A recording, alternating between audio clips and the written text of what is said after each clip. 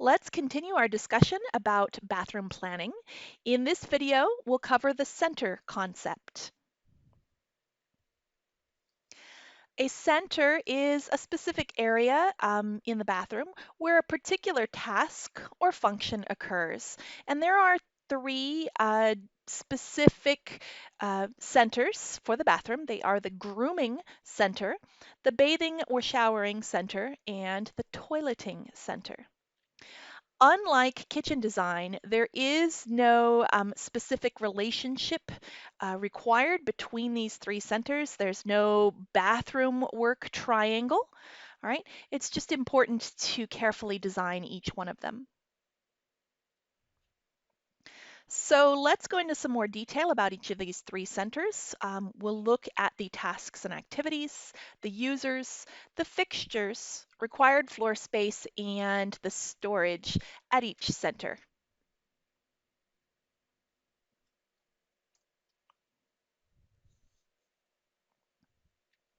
Starting with the grooming center.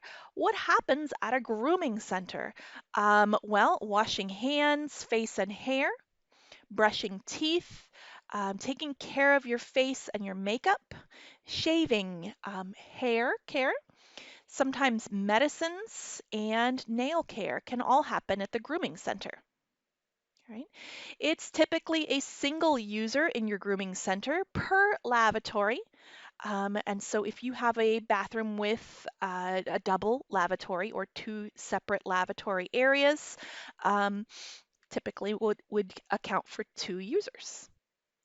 Which fixtures are at the grooming center? The major one is the lavatory. All right. And you'll also have to account for the faucet, mirror, towel bar, and definitely lighting, and don't forget an electrical outlet.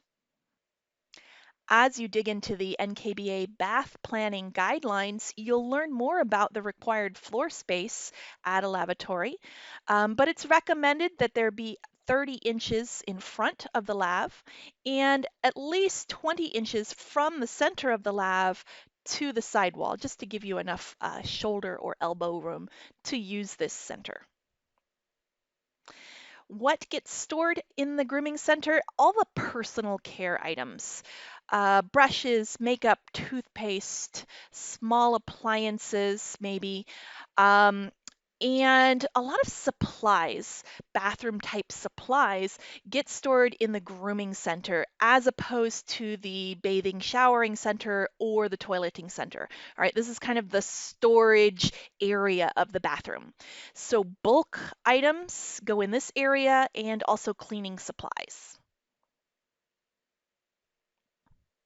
Let's take a look at some of those storage solutions that could be appropriate for the grooming center. On the left in illustration A, here we've got some cabinet storage, tall cabinets and drawers.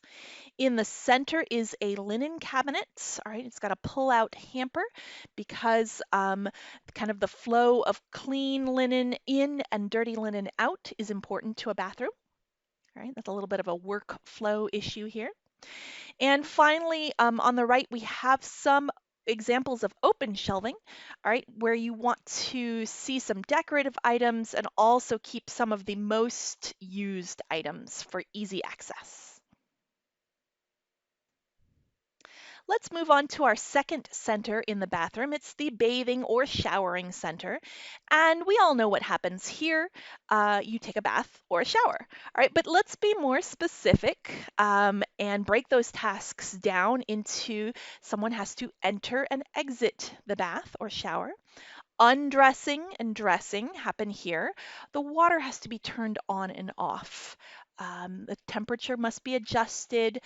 Someone needs to wash their hair and their body. Shaving of face and legs happens in this center. And a very popular activity is relaxation and massage. Finally, someone dries off their body in this center.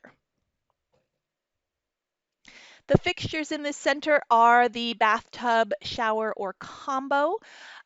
You want to make sure that you have good lighting and also include some storage for items that are specifically used in this center.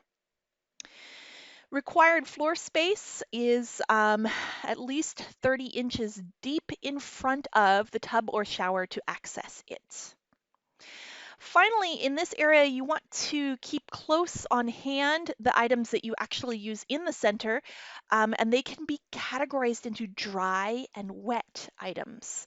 You'll want dry storage for some towels, but you'll want wet storage for things that are used inside the bath or shower, such as shampoo, soap, sponges.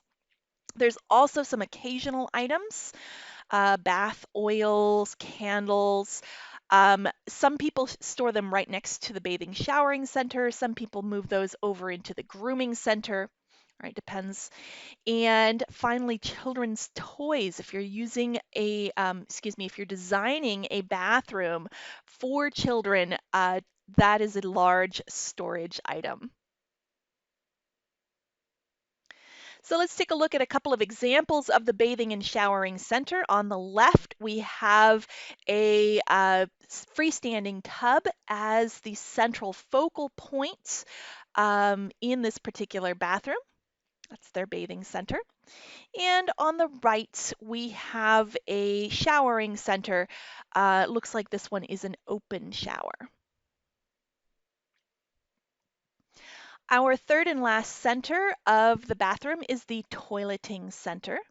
And we all know what happens here. It is the elimination of human waste, including urination and defecation. All right. And these happen differently from men and women.